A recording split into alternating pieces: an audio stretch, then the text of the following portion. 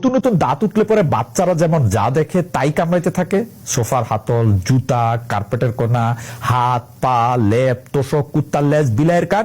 আমাদের সদ্যোথিত বিপ্লবী আত্মার মনে হয় সেই দশা হয়েছে। তাদের তা থই থই নৃত্য দেখে একটা ঝাঁকড়া চুলের বাবরি দোলানো কাজী নজরুল ফিল হইতেছে। এ কি উন্মাদ, আমি উন্মাদ। যেন কাউন্ট ড্রাকুলার মতো ঠান্ডা কালো কফিনের দীর্ঘ ঘুম থেকে মাত্রই উঠে বসে এখন ফ্রেশলি স্কুইজ রক্তের জন্য তৃষ্ণার্ত। পানির বোতল টেনে নেবে, পানি খাইতে খাইতে বলবে, বাই দা ওয়ে এটা কিন্তু রক্ত না, পানি।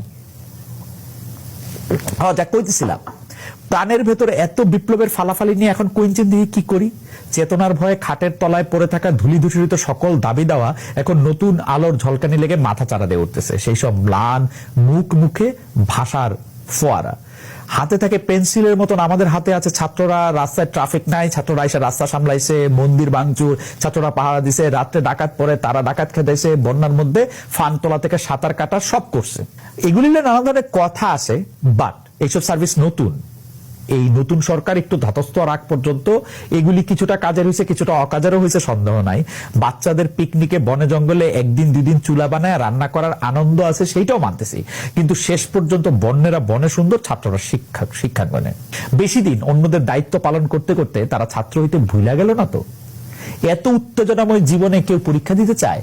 চলল বিপ্লবী প্রাণের কলেজ স্টুডেন্টরা সচিবালয় শিক্ষা মন্ত্রণালয় ঘেরাও দিতে। তারা 18 তলায় উঠা আমাদের দাবি মানতে হবে স্লোগান দিতে দিতে উপদেষ্টাদের ঘেরাও দিয়া বিক্ষোভ জানাইলো। এই ভাই, তোদের কিসের বিরুদ্ধে এত বিক্ষোভ? এইটা তো পেট ব্যথা বইলা স্কুলে না যাওয়ার বায়না ধরার মতন বিষয় হইলো।